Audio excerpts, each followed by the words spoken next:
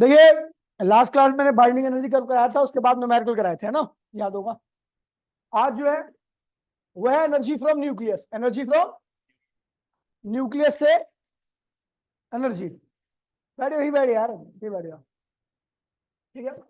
पहला nuclear energy, ठीक है।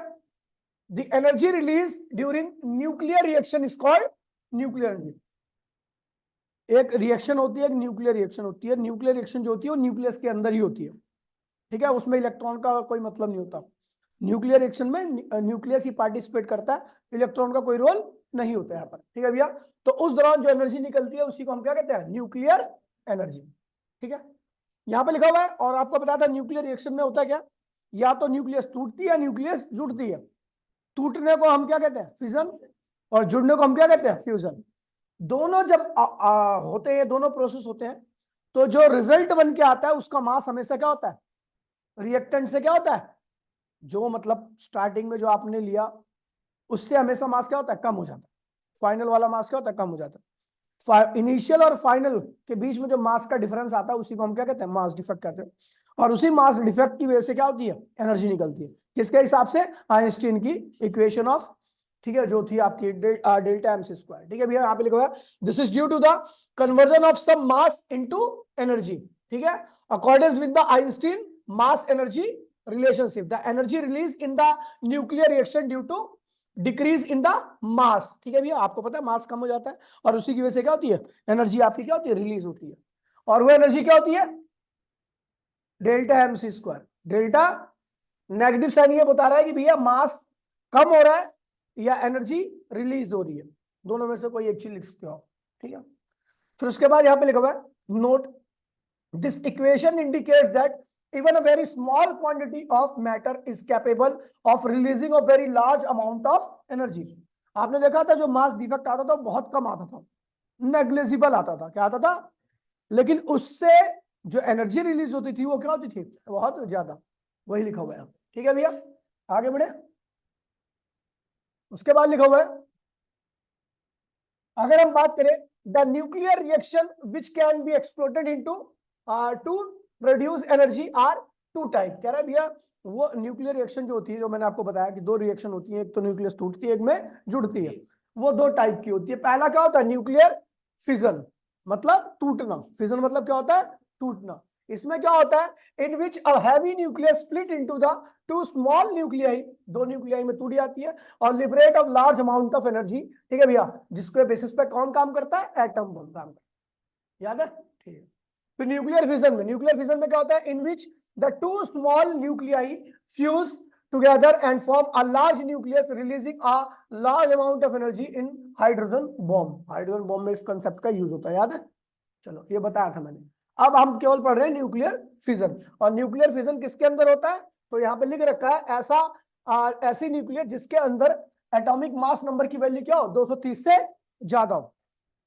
जिसके अंदर एटॉमिक मास की वैल्यू 230 से ज्यादा होगी उसी के अंदर क्या होगा, न्यूक्लियर फिजन वाला प्रोसेस आपको देखने को मिलेगा, ठीक है। एग्जाम्पल में मैंने आपको बताया था भैया, यूरेनियम के साथ एक न्यूट्रॉन अटैच हो जाता है, और जैसे अटैच होता है न्यूक्लियस क्या होती है, भारी हो जाती है। भारी होने की वजह से क्या होता है, वो स्प्लिट हो जाती है दो पार्ट में, और रिएक्टेंट बहुत प्रोडक्ट जो होते हैं कई सारे निकलते हैं, साथ में बहुत ज्यादा एनर्जी भी निकलती है। तो वही लिखा हुआ है, कह रहा है यूरेनियम, ठीक है, 92 to 35 nucleus get excited by capturing a slow moving neutron. कह रहा है कि भैया जब ये वाला यूरेनियम जो होता है वो न्यूट्रॉन को, किसको, न्यूट्रॉन को कैप्चर करता है, जो कि स्लो मूविंग न्यूट्रॉन है, ठीक है, और split into near y equal fragment. और जैसे ही वो उसको कैप्चर करता है तो दो इक्वल फ्रेगमेंट में टूट जाता है, जिसमें क्या है, बैरियम और krypton, along with the emission of 3 neutron. साथ में क्या निकलता है, 3 न्यूट्रॉन में निकलता है। The nuclear reaction involve can be written as, मैंने यहाँ पे न्यूक्लियर रिएक्शन भी लिखवा रखी है, जो न्यूक्लियर रिएक्शन होती है, ठीक है। ये देखिए क्या है, यूरेनियम स्लो मूविंग न्यूट्रॉन, इसके साथ स्टक हो गया। स्टक होने की वजह से इसकी न्यूक्लियस क्या होगी, काफी भारी होगी। रिपल्शन क्या हो गया, बढ़ गया। रिपल्शन बढ़ने की वजह से एक दो पार्ट में टूट गया बैरियम और क्रिप्टॉन, साथ में 3 न्यूट्रॉन। अब ये देखिए न्यूट्रॉन क्या होता है, जरूरी नहीं कि 3 न्यूट्रॉन हर रिएक्शन में निकले, अलग अलग न्यूट्रॉन की संख्या भी निकल सकती है, किसी में 2 किसी में 2.5। अब 2.5 न्यूट्रॉन आप बोलोगे तो भैया ये वाला थोड़ा अलग से मामला पढ़ोगे आप, ठीक है। बाकी 2.5 न्यूट्रॉन भी होता है, ठीक है। और साथ में क्या निकलती है? एनर्जी। ये एनर्जी कैसे निकालोगे? तो भैया इन तीनों का मास माइनस इन दोनों का मास माइनस इन तीनों का मास, वही क्या होगा? मास डिफेक्ट इनटू में सी स्क्वायर, यही होगी आपकी एनर्जी। कोई दिक्कत तो नहीं है। और ये एनर्जी निकलती है इस रिएक्शन में लगभग 200 मेगा इलेक्ट्रो वोल्ट। कोई दिक्कत तो नहीं है। आगे बढ़े, ठीक है। अब देखिए कुछ प्रोडक्ट है और हर प्रोडक्ट में आप देख रहे हो न्यूट्रॉन की संख्या अलग अलग है। जैसे न्यूट्रॉन जुड़ा और यूरेनियम के साथ क्या बना? जिनोन और स्ट्रोंशियम बना। साथ में क्या निकले? 2 न्यूट्रॉन और लार्ज अमाउंट ऑफ एनर्जी। इसमें देखिए यूरेनियम और न्यूट्रॉन जुड़ा, क्या बना? मोलिब्डेनम और एलेट जो भी होता है पता नहीं क्या है, ठीक है। और साथ में 2 न्यूट्रॉन निकले। यूरेनियम न्यूट्रॉन जुड़ा और इंडियम और जो भी है 2 न्यूट्रॉन, ठीक है। और साथ में लार्ज अमाउंट ऑफ एनर्जी, ठीक है। यूरेनियम और ये सीजियम और लेड निकला और साथ में 2 न्यूट्रॉन निकले, ठीक है भैया। ऊपर वाले रिएक्शन में 3 न्यूट्रॉन निकले थे, यहाँ पर 2, कहीं में 2.5 भी निकलेंगे, ठीक है। आगे बढ़े। कोई सी भी रिएक्शन आप ये सारी याद कर लेना, जरूरी है, ठीक है। आगे बढ़े। अब मैंने यहाँ पे एक रेडियो एक्टिविटी का एक छोटा सा पार्ट पढ़ा दिया, क्योंकि क्वेश्चन इससे इस बार भी आया है, ठीक है, और आएगा भी। देखिए आसान है, ठीक है, कुछ भी कोई दिक्कत नहीं है। सबसे पहले आपको पता होना चाहिए अल्फा पार्टिकल क्या है। देखिए ये मान लीजिए एक न्यूक्लियस है जिसका एटॉमिक नंबर कितना है? Z। और एटॉमिक मास नंबर क्या है? ए रिप्रेजेंट करता है प्रोटॉन और न्यूट्रॉन की संख्या को, Z रिप्रेजेंट करता है केवल प्रोटॉन की संख्या को, ठीक है। अगर मान लीजिए क्या निकल रहा है? Alpha particle. क्या निकल रहा है? Emission of alpha particle. जब अल्फा पार्टिकल का एमिशन होता है तो अल्फा पार्टिकल जब निकलता है तो अपने साथ 4 न्यूक्लियन और 2 प्रोटॉन को लेकर निकलता है। 4 न्यूक्लियन में प्रोटॉन वो दोनों शामिल है, ठीक है। साथ साथ में 2 न्यूट्रॉन भी है। 2 प्रोटॉन 2 न्यूट्रॉन, ये हो गया न्यूक्लियन की संख्या, और 2 प्रोटॉन की संख्या हो गई, ठीक है भैया। मतलब 4 ही निकल रहे हैं। मैं प्रोटॉन को अलग से भी बोल रहा हूँ, एक बार न्यूक्लियन के साथ प्रोटॉन को बोल रहा हूँ, एक बार प्रोटॉन को अलग से भी बोल रहा हूँ, ठीक है। तो जब निकलता है अल्फा पार्टिकल तो प्रोटॉन 2 निकले, तो इसलिए जेड में किसकी कमी है? कितनी कमी आती है? 2 की। क्योंकि जेड किसको रिप्रेजेंट करता है? एटॉमिक नंबर या प्रोटॉन के नंबर को। और ये क्या न्यूक्लियन का नंबर है, तो इसके पास न्यूक्लियन कितने हैं? 4। तो 4 किसकी कमी आती है? तो जो नई न्यूक्लियस बनेगी अल्फा पार्टिकल के डीके के बाद, निकलने के बाद, उसके पास 2 प्रोटॉन कम रहेंगे और 4 न्यूक्लियन कम रहेंगे। समझ गए? Emission of beta particle. देखिए बीटा पार्टिकल 2 टाइप के होते हैं, beta positive beta negative. Beta positive निकलता है प्रोटॉन से, और जब प्रोटॉन से निकलता है तो भैया जब प्रोटॉन से निकलेगा तो प्रोटॉन किसमें कन्वर्ट हो जाएगा? न्यूट्रॉन में। वो बीटा पॉजिटिव के बाद पॉजिटिव चार्ज निकलता है, मास ना के बराबर होता है, ठीक है। तो प्रोटॉन से जब केवल पॉजिटिव चार्ज निकलता है तो प्रोटॉन के पास कोई चार्ज नहीं बचेगा, प्रोटॉन के पास 0 चार्ज जाएगा। 0 चार्ज वाला जो बॉडी होती है उसको हम क्या कहते हैं? न्यूट्रॉन। क्या कहते हैं उसे? न्यूट्रॉन कहते हैं। तो भैया emission of beta positive particle proton से निकलता है। कहां से निकलता है? और इसका मास क्या होता है? लगभग 0 होता है। प्रोटॉन किसमें कन्वर्ट हो जाता है? न्यूट्रॉन में, ठीक है भैया, ध्यान रखना। अब ध्यान दीजिए हमें क्या निकल रहा है? ये एक एक्स न्यूक्लियस है जिसका एटॉमिक नंबर क्या है? Z है। एटॉमिक मास नंबर क्या है? A है। यहां से क्या निकला? Beta positive. कहां से निकलना है? प्रोटॉन से। अब एक चीज देखिए भैया, मैंने बोला एक न्यूक्लियस है जिसमें क्या है? 2 प्रोटॉन है और 2 ही न्यूट्रॉन है। क्या है?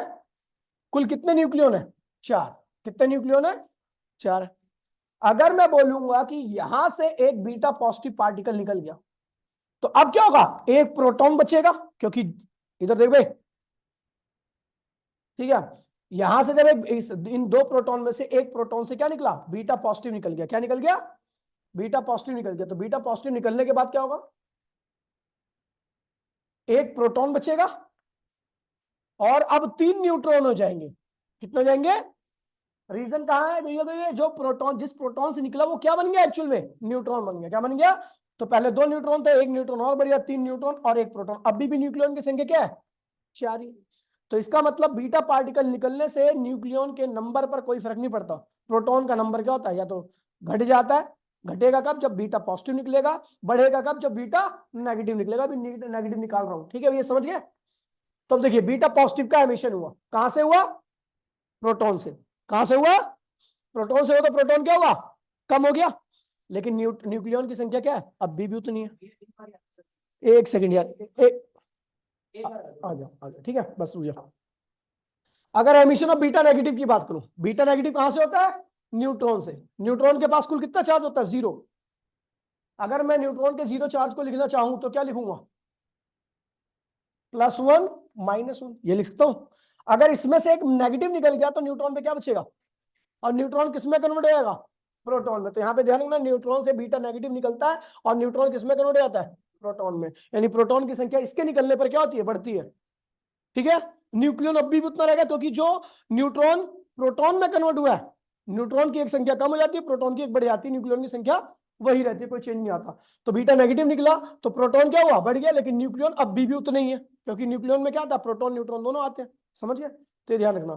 फिर आता गामा पार्टिकल का एमिशन लास्ट, ठीक है, अभी उसके बाद फिर अभी आ रहा हूँ 2 मिनट के लिए। ठीक है, गामा पार्टिकल का एमिशन, गामा एक एनर्जी होती है। गामा क्या होती है, एनर्जी रिलीज करने से ना तो उसके मास में कमी आती है, ना उसमें प्रोटॉन की संख्या बढ़ती है, ना न्यूट्रॉन की संख्या बढ़ती है। केवल क्या होता है, चीजें जो अनस्टेबल होती है क्या होती है, स्टेबल हो जाती है। तो यहां से क्या हुआ, गामा पार्टिकल का डिके हुआ, ये क्या थी, लेस स्टेबल, ये रिलीज करने के बाद गामा पार्टिकल क्या होगी, मोर स्टेबल। ठीक है, 1 सेकंड में आ रहा हूं, 1 सेकंड में। ठीक है, अब देखिए यहाँ पर एक मॉडल आता है, समझ आ गया, वो डीके प्रोसेस में अल्फा अल्फा बीटा गामा जब डीके होता है ना, तो वही सी सब चीजें होती हैं। ठीक है, तो अभी तो पढ़ना ही है उसको, आउट ऑफ सिलेबस है, लेकिन वो चीजें के ऊपर क्वेश्चन आ जाते हैं। जैसे अभी एक रिएक्शन में कराऊंगा ना, तो उसमें जब तक आपको वो नहीं पता होगा ना, तब तक उस रिएक्शन को पूरा नहीं कर पाओगे। ठीक है, तो इसलिए मैंने बता दिया आपको। तो रेडियो एक्टिविटी भी थोड़ा सा बता दिया मैंने। देखिए, इसे कहते हैं nuclear fusion on the basis of liquid drop model. इसमें क्या होता है, देखिए ड्रॉप कुछ है नहीं, नया चीज वही है। ठीक है, न्यूट्रॉन आया, किसके साथ स्टक होगा, अब यूरेनियम की न्यूक्लियस क्या होगी, बड़ी होगी, क्या होगी, बड़ी होगी, रिपल्शन की वजह से क्या हुई, ऐसे ओवल शेप की होगी, धीरे धीरे डंबल शेप की हुई, और डंबल शेप की अमीबा की तरह क्या होगी भैया, टूट गई 2 पार्ट में, और साथ साथ में क्या निकल गया, इसके 3 न्यूट्रॉन भी निकल गया। ठीक है भैया, ये ध्यान रखना, ये आता है। ठीक है, उसके बाद भैया न्यूक्लियर, अब इसमें एनर्जी कितनी निकली है वो भी कैलकुलेट करते हैं। तो एनर्जी निकालने के लिए मैंने आपको बताया कि इन दोनों का मास, इन तीनों का मास माइनस क्या आ गया, डेल्टा एम, क्या आ गया, उसमें से 931.5 मेगा इलेक्ट्रोवोल्ट की मल्टीप्लाई कर दो, आपको एनर्जी की वैल्यू पता लग जाएगी।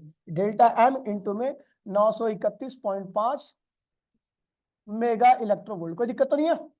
अब देखिए नीचे मैंने वही तो किया है, ये देखो मैंने क्या किया, यूरेनियम का मास न्यूट्रॉन का मास जोड़ा, कितना आ गया, इतना। फिर बेरियम क्रिप्टॉन और 3 न्यूट्रॉन का मास जोड़ा तो कितना आ गया, इतना आ गया। फिर दोनों को क्या किया, आपस में माइनस किया, डेल्टा एम आ गया, उसमें 931 की मल्टीप्लाई कर दिया, आंसर आ गया। कोई दिक्कत तो नहीं है। अभी मैंने थोड़े पहले ही बताया था कितनी एनर्जी निकलती है, 200। और अगर बाइंडिंग एनर्जी पर न्यूक्लियन निकालनी है तो इसको न्यूक्लियन की संख्या से क्या करो, डिवाइड कर दो। समझ गया। उसके बाद आता है ये न्यूक्लियर चेन रिएक्शन। देखिए, अगर आप दो चेन रिएक्शन होती है, ठीक है, तो एक कंट्रोल होती है, कंट्रोल्ड है। ये अनकंट्रोल्ड थी, क्योंकि आज बच्चों का प्रैक्टिकल था मॉर्निंग वालों का। ठीक है, बच्चों को फाइल वाइल जमा करनी थी, इसलिए ज्यादा नहीं पढ़ाया था मैंने, इतना ही पढ़ाया था। ठीक है, तो बात करता हूं भैया nuclear chain reaction. Nuclear chain reaction में क्या होता है, ये डायग्राम देखो। ठीक है, पहली बार देखोगे तो आपको लगे पता नहीं क्या बना रखा है, लेकिन बहुत छोटी चीज बना रखी है आपको। ठीक है, क्या आया, न्यूट्रॉन आया, स्लो मूविंग न्यूट्रॉन किसके साथ स्टक हुआ, यूरेनियम के साथ। यूरेनियम का क्या हो गया, डीके हो गया, प्रोडक्ट बने इसके साथ, कुछ भी प्रोडक्ट, जो मैंने प्रोडक्ट पॉसिबल प्रोडक्ट लिख रखे थे 4-5 रिएक्शन, उनमें से कोई प्रोडक्ट बन गया। लेकिन हमें काम है जो 3 न्यूट्रॉन निकले थे, उनसे काम है। ठीक है, मैंने आपको बताया 3 न्यूट्रॉन तो फिक्स है नहीं, कहीं पे 2 निकलते, कहीं 2.5 निकलते, कहीं यहाँ। इस वाली रिएक्शन में कितने निकले, 2.5 न्यूट्रॉन निकले। कितने निकले, 2.5 न्यूट्रॉन निकले। 2.5 न्यूट्रॉन में से एक जो आधा न्यूट्रॉन था, वो लॉस्ट न्यूट्रॉन कहलाया, वो नहीं कर सकता न्यूक्लियर रिएक्शन को, उसको वो खत्म हो गया, क्योंकि आधा ना, तो आधा न्यूट्रॉन तो नहीं कर सकता रिएक्शन। तो बाकी 2 न्यूट्रॉन आगे बढ़े, और उन्होंने क्या किया, 2 यूरेनियम के साथ फिर दोबारा से क्या हो गया, स्टक हो गया। फिर रिएक्शन हुई, यहां से 2 न्यूट्रॉन प्रोड्यूस, 2.5 प्रोड्यूस हुए, लॉस्ट आधा वाला क्या हुआ, लॉस्ट न्यूट्रॉन हो गया, क्योंकि वो रिएक्शन में पार्टिसिपेट नहीं करेगा। यहां से भी बिल्कुल सेम 2 थे, ये 2 गए अगले यूरेनियम के साथ, ये 2 गए अगले यूरेनियम के साथ। रिएक्शन ऐसे प्रोसीड करती हुई आगे बढ़ती रही। इसी में हर जनरेशन में न्यूट्रॉन की संख्या क्या होगी, आपको यहाँ पर 4 आना चाहिए। ठीक है, 4, हाँ 4 4 ही तो है, 2 और 2 4। ठीक है, तो धीरे धीरे अगले अगले उसमें क्या होगा, 8 हो जाएगा, फिर अगले उसमें क्या होगा, बढ़ता जाएगा ये नंबर। ठीक है, इसे कहते हैं अनकंट्रोल्ड चेन रिएक्शन। 3 वाला अगर 3 न्यूट्रॉन पूरे निकलते तो ये क्या होता, 3 यूरेनियम से आके स्टक करते, फिर 3 वाला क्या होता, फिर 3 क्या होता, 9 वाले पे जाता, फिर 9 वाला किस पे आता, 27 पे, 27 वाला 81 पे, 81 वाला 343 और 243 पे, ऐसे आगे वाला बढ़ता रहता। ठीक है, मामला 729 पे आता अगला। ठीक है भैया, तो अब वही लिखा हुआ जो मैंने लिखा हुआ, उसको ध्यान दीजिए। ठीक है, कह रहा है कह रहा when a single uranium nucleus capture a neutrons it fuse produce the ढाई न्यूट्रॉन्स। कितने न्यूट्रॉन्स प्रोड्यूस कर रही है इसमें रिएक्शन में? ढाई neutron. These freshly produced neutrons can further cause the fission, है ना, वो आगे जाके न्यूट्रॉन से मिलेंगे और फर्दर फिजन होगा uranium nuclei, producing still more and more neutrons which can be further cause the fission of the large number of nuclei, है ना, बहुत सारी न्यूक्लियाई से मिलेंगे और फिजन होगा वहां पर, and so on. The number of fission taking place each successive stage goes on increasing at a rapid rate. ठीक है भैया, बहुत तेजी से ये बढ़ता है, इसे क्या कहते हैं? Uncontrolled chain reaction. समझ गए भैया? तो इतना ही पढ़ाया था मैंने, आई होप समझ में आ गया होगा आपको। ठीक है, ठीक है। अब इसके बाद हम वो पढ़ेंगे फ्यूजन, कल की क्लास इसकी लास्ट होगी। ठीक है, खत्म हो जाएगा चैप्टर ये। ठीक है, आज के लिए इतना ही। टाटा बाय बाय, जय हिंद जय भारत। कॉपी कर लो भाई।